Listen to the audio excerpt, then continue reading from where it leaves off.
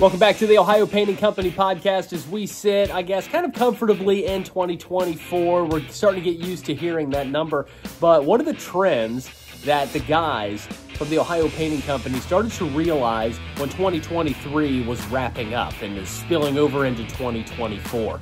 We're going to discuss that today with the founders of the Ohio Painting Company, Nick Goebel and Kevin Sillaman. Nick back from a little bit of a sickness last week, so he's back joining us, telling us some things that he noticed in 2023 that are starting to be more well-known or come back from literally the dead, the late 80s, the early 90s, trends that we thought weren't necessarily going to come back. They're starting to come back, and we'll discuss those here and there throughout the Ohio Painting Company podcast with me, Brett the host, and our special guests, the founders of the Ohio Painting Company, Kevin and Nick.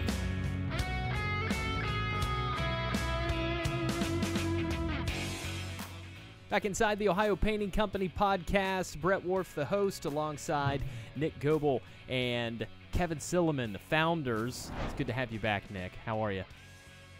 Feeling better. Good deal. So last week it was just Kevin and I. We went over a couple of things here and there, touched on this and that about taxes and just business as a whole, which is still terrifying in my mind, only being a few months in. And you guys, with all your experience and stuff, I'm going to be bouncing a lot of ideas off of you guys as they come into my brain. But to really get into today's topic, what is happening? What's the trendy stuff that's going on? We want to know about that. If there's ever a constant thing that you guys notice people want when you get to their house or commercial property. And by the way, you can learn a ton of stuff online at ohiopainting.com, and you'll learn all about the residential side of things, the commercial side of things, and there's a lot to learn about you guys. But when we're discussing trends, typically for 2024, let's look back to maybe the last quarter of 2023. What were you guys really noticing and picking up on that you said, wow, this could be hot and heavy for 2024, and you would assume a lot of people would maybe jump in that direction? So, I mean, what was it? What did you guys notice? I think the big one that really took on was basically white on white. White on white, kind of blank slate finish, brighten spaces up as much as can be. Standard whites, off whites, but basically everybody's looking for that that very subtle difference, and then they're decorating with whatever their decor, pictures, furniture, and everything else is, and then also splashing it with eclectic woods. It used to be you build a house, you have an oak floor, your hand railing, your newel posts, everything is oak.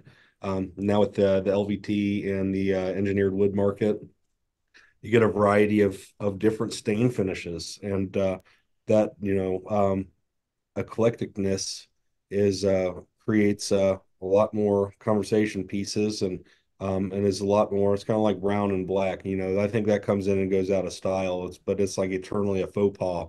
This is actually changing the industry and the way people look at things, and it's really neat to see some of these things come together, and how people use those different stain colors to play off of each other and do some really neat things. That combined with industrial pieces and rustic pieces and antique archaeology pieces, it's like, I don't know, it's less rules, but yeah, I mean, it's like less rules are out there. However, that chaos is creating some really neat, not crazy chaotic homes. It comes together. So I mean, it really kind of allows houses to be homes, and people get to speak through that. So that's been really neat. That thing you said about the no rules thing, people are picking up on the fact that that's their house. They can do whatever they want. So, that realization, figuring that out, it doesn't have to look like the Chip and Joanna book, like our house does, where I'm sitting right now. Why not be yourself? That's still out there too, buddy. So I mean, like, yeah. In fact, that brought a lot of that white wood, or the white walls, like he said, the white on white. That brought a lot of it in, old Chip, buddy. But what it also does is gives the variety that they have. Whenever they put it on the wall, now it stands out even more because they're not competing with a color that's on their wall, or whatever.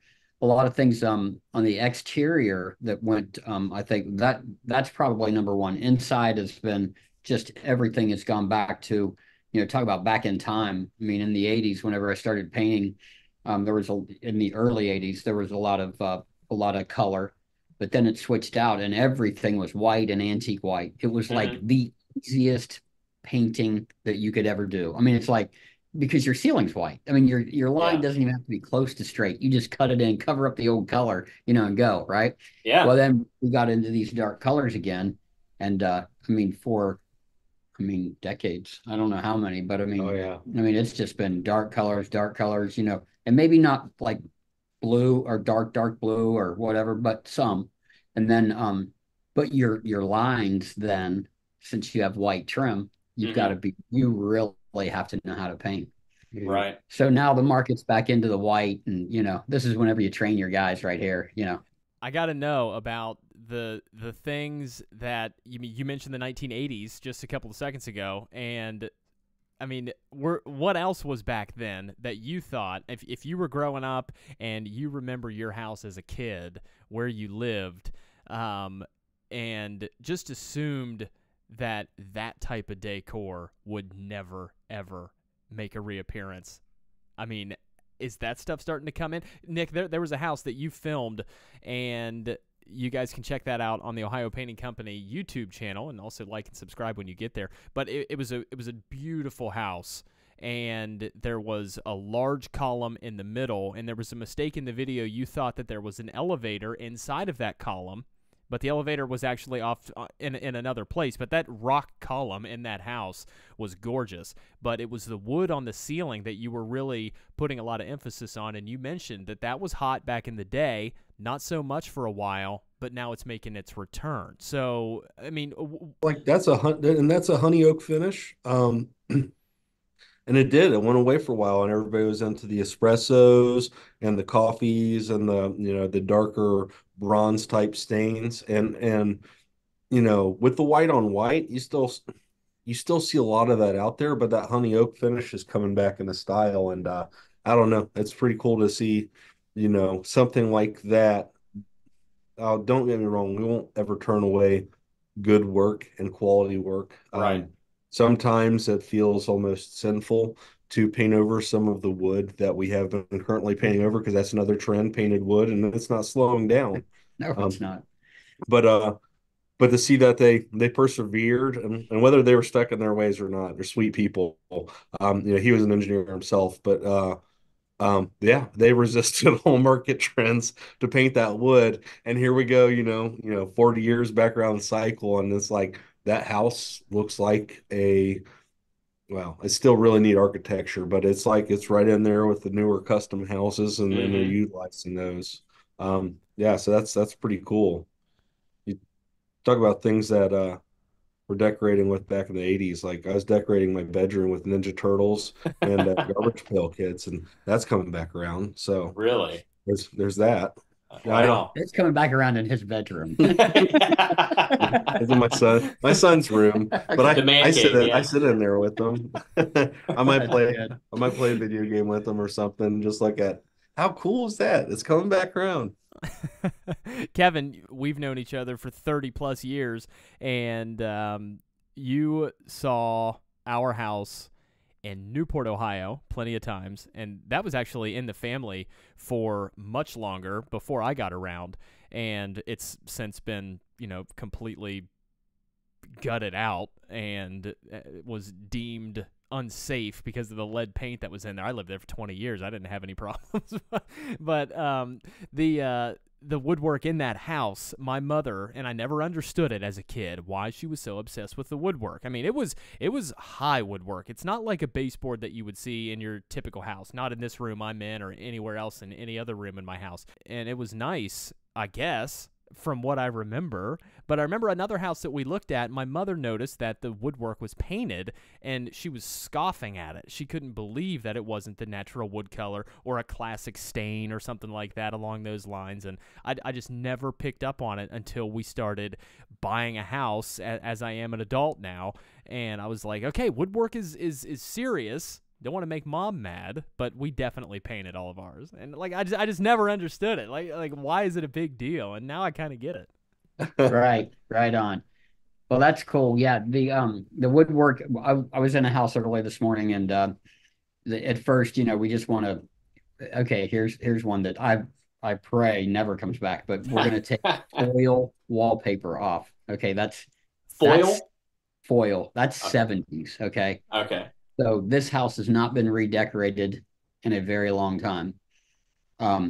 But we get the wallpaper off there, and then then there's the trim, and we need to paint, blah blah blah. Well, so we're going through that. Well, that's just to get back on the what we hope never comes around again. But I'm going to skip around just a little bit and go back to what is another thing that's coming around is, oddly enough, grass cloth. Mm-hmm. So explain what that is. So it's a horizontal weave, okay, of literally grass that's maybe an eighth to a quarter inch. Yeah, I mean, it's basically it looks like tiny bamboo sheets, but Yeah. but it's maybe It's like but it's grass. Yeah. It is grass, and it's like a couple millimeters wide, stacked on top of each other, and you'd know it if you saw it. I mean, it's got a neat organic look to it. Now, I think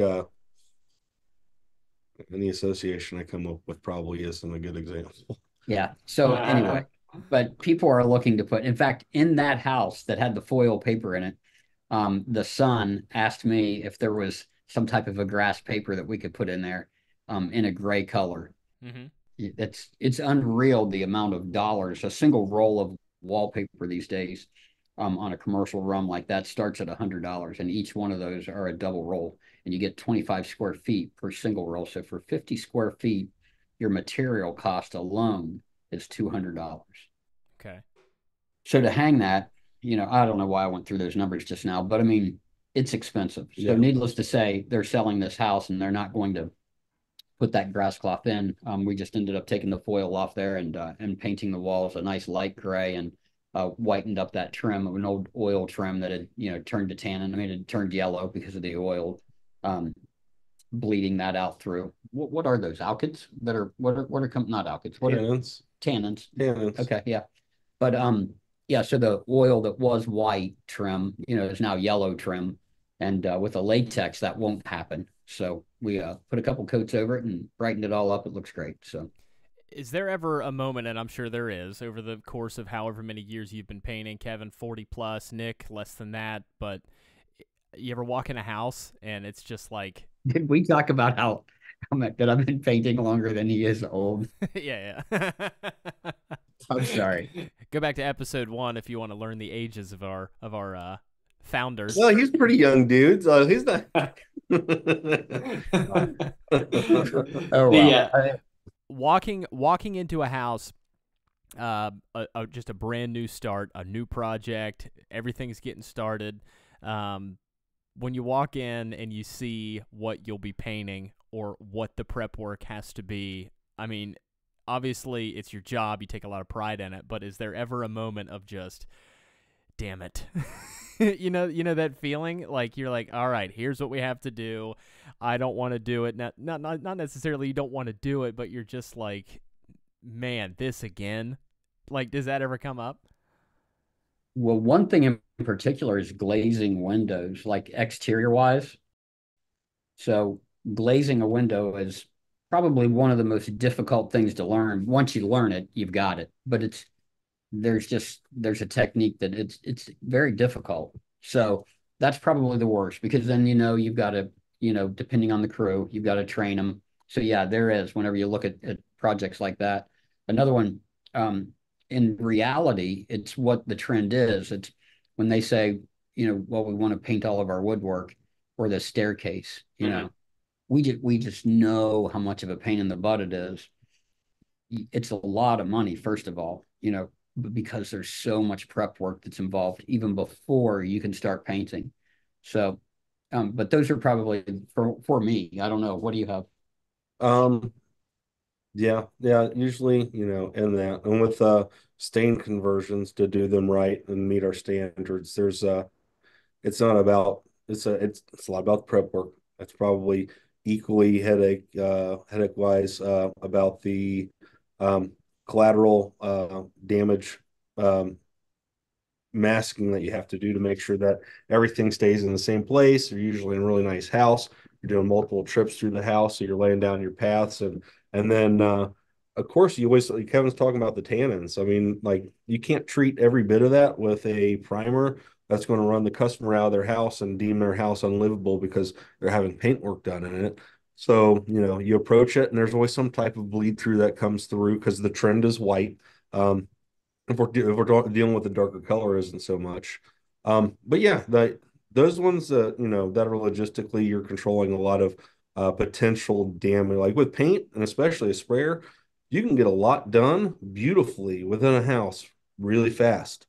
The painting portion is really fast. It's the setup of everything else. But just as fast as you can get it done, you can really screw up a customer's house by not having the proper masking in place. And I hate to say that, you know, we've been there, but we have, you learn through mistake. And, there's a lot of guys cut their teeth out there.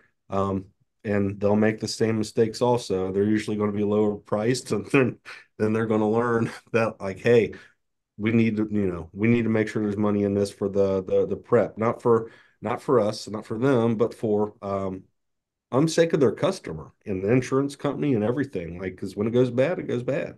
I wanted to ask about brick. Our house in Southeast Ohio, Washington County, is brick on the bottom, then siding on the top. And I mean, what about that? We lime washed ours with water and lime. It came in big old bags, and we still have probably 100 pounds of it because we didn't know how much it was going to take. But what about brick? I mean, what do you guys have for that? Is that trendy? I mean, what are you noticing there? Yeah, that's a big one. We've probably painted more brick in the past 2 years to 3 years than we have in the past 20 years Right. easily. But it's a big trend, and a lot of people, a lot of homeowners think that, okay, we're gonna go buy a bag of lime, and lime wash our house. Um, and for the most part, it really does look good. I mean, it's hard to mess that up. There is a Sounds crazy, but there is a consistency to inconsistency that you want to keep. So if you can keep that flow, even throughout the house, it looks a lot better. So professionally done, I mean, it looks amazing. One thing that you want to be sure and do and this is without a doubt, you want to make sure that you wash your brick first. You have to get each one of the top of those lips of the brick. You want all those contaminants off there. If not, that's where you start to get the peeling. Okay, now is that across the board? Lime wash or paint? I mean, that's first step is getting it washed up. Well, that's in general. Even if you're just painting a Right. whole house, you want to make sure that everything that can hold dirt, on the top surface of that is clean. Because Right. if it's not, it's going to be contaminated. Not only It'll that, peel. but like, the cleaning and the mildew. You have to kill, you can look, mildew it's a topical growth. You can take a pressure washer and you can shave it off and get rid of it visibly. But if you don't kill it, the spores are still there and it wants to grow back. Heck, you just chopped it off with its life source, which is like water and shade. So Hmm. you got to kill it because then if you come back and you paint over top of it without killing it, you've created the perfect environment for mildew to want to continue to grow. You provided shade because now you covered it up, and now it's got a water source underneath that you've already fed it, and there's water everywhere. I mean, that's the reason it rains. You've got humidity, and it accumulates and it moves through the air. So that's why you want to prep a house really well. Gotcha. So, I mean, is it white? Is that what you guys are noticing when it comes to brick? I mean, I know that church, you guys just gave that a fresh coat of that standard brick color. Um, and I hope to get the owner of that on the show at some point here. But, I mean, where are people leaning? Predominantly in the neutrals. I mean, we've done dark blue. Mm-hmm. If you want to talk about the predominant trend, it is inspired by previously discussed Joanna Gaines, the Right. the modern farmhouse, the white on black. There's a lot of that going, but there's also a lot of going dark with it too. There's a color called iron ore and graphite. Benjamin Moore's got graphite and dragon's breath. Sherwin-Williams has iron ore, gauntlet gray in the darker realm of things. And people are like, we talked about the stains and having those eclectic stains popping. So darker with stains, and people are going for that look. It's incredible. I mean, Mhm. it's an amazing look. I would have never thought. Uh, uh, CertaPro came out last year, and they said the question was, what's the number one color you're painting with? And they said black, and I'm a black house, and I'm like, you're so full of crap. I Right. think I've seen one. We've probably painted three this year. Really? Not necessarily black, but a very dark color. Yeah, Nearly black on black, but yeah. yeah. And that's more than likely. I would imagine some of these neighborhoods that you're in. I mean, I've seen these neighborhoods. They're incredible. But are they typically the only cats on the block that have a dark house, like a super dark house? Like, are they standing out from their neighbors? Think about your post-century modern 50s era hip joint roof houses. We're doing a bunch of those. Uh-huh. I mean, people are putting their money into those and they're dressing them out and kind of really bringing them back. Those neighborhoods are, I mean, they've got to come back because real estate's so expensive these days. So, I mean, if your house was built in the 50s, 15 years ago, you're probably, the lowest grade neighborhood and the city. But now Mm. it's been, not taken back, not that anybody back we're off lived in them, but like it is, people are taking pride in their own home ownership. Like, That's that's where I great. live. It's where you live. So, Like I fix my house up in the neighborhood and hoping that everybody else will fix theirs. so I mean, it used to be trends would come, and one of them used to be painting houses and painting brick houses. And the paint market just wasn't there for the long term. Paints were inevitably going to fail on brick. So that's one trend that has vastly improved since it's made its return. Is that products now, whether you decide to go with paint or stain, they both have their pros and cons based on how your house ventilates itself and what your attic space is like for whole home ventilation and getting rid of humidity and balances inside and outside your house. Um, between paint, stain, and then even lime, there's a solution for you to permanently paint your house or change the overall appearance of your house. It's not cheap, but it's fractionally less. It's way more or less than it would be to reside your house. So a Right. lot of cool options, and they've got good looks. And yeah, I mean, you don't have to worry about them peeling anymore. I want to go back to what Kevin was talking about with spindles, say on staircases. That's probably something that is never going to leave um, houses. I know there are several other options. I've seen videos of the guy, they're doing glass up the stairs, and he takes a chisel and knocks it once, and the whole thing gets those cracks through it and things like that. I'm sure that's hot trend. I'm sure that is very expensive. But when it comes to spindles, do you spray those, or do you have a guy in there doing their thing with a paintbrush on each and every one of those? It's less. It's about as easy if that's all you're going to do is paint the spindles. It's definitely just as easy to go on ahead and just paint them. And we basically would cut in the top, cut in the bottom, and whiz out the in between. Just Mhm. take a little mini roller and get the rest. So that's probably the easiest way to do it once they're clean. You definitely don't want any contaminants on there. I mean, and I mean dog slobber to peanut butter and jelly, whatever. Right. We have all that. Yeah. It needs to come off. Yeah. Right. So really, since that's such a pain in the butt, it's a hard conversation to have with somebody. But if it's going to like break the bank, you can somehow finagle the words into, if you just wash those, they'd look a lot better. Because we're gonna have to do it anyway. And then once we do it, it's like, why are we even painting these? And Right. it could be thousands of dollars. So um it's a hard conversation to have, but all you gotta do is stick your finger in your nose while you're saying it, and Amazing conversation, as always, with Nick and Kevin, the founders of the Ohio Painting Company. Next week, we have a new idea about how we're going to kind of open up the phone lines a little bit, let people ask some questions, which I think will be great. And I think you guys can provide some pretty good insight on that. So, I mean, what do you think, first off, when you hear that? You think you're ready for that? Well, I mean, it shouldn't be too hard. I We mean, talk to people every day. I mean, yeah, Right. that's just what we do. I puke on people every day. Oh, The nervousness sets in. I'm a pretty quiet guy outside of here, unless I've had a couple drinks. Right. Um, and then I might get a little more lively. But yeah, when we talk about paint, Joe says we puke on people. It's a weird thing to be passionate about. I think I've said that before on here. I mean, it's just you start talking about paint like Rain Man, and then people look at you just like that, like what? No, like, and then they get excited too. Then it's like, okay, let's do this thing. I noticed that once at a place called Weaver Eggs, and we were trying to film some video there for a promotion with the Ohio Painting Company, and you can find those videos online as well. But I got you on camera talking about eggs, and it was a lot of editing, let's put it that way. And then I also filmed you without you really knowing. You were explaining to like the owner or the owner's son or grandson or something along those lines about paint, and you were rattling off some stuff that, like, I mean, it was just so, I guess, knowledgeable that you knew that much stuff versus when you talk about eggs. It was fascinating to watch your brain flip and talk about paint. It was incredible. Yeah, the awesome knowledge stuff. that is there with him, especially on the product itself. Talk about being passionate. I mean, and I'm not kidding whenever I say it'll never be with me what he's got. I mean, he's got a vast knowledge of information that he retains, and I mean, if you want to know what product needs to be where, ask Nick. Mhm.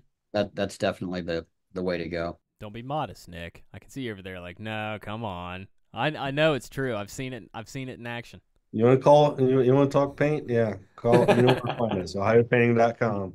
I'll talk about it with you until you're ready to roll over. Yeah, until you're There ready you to go. poop yourself.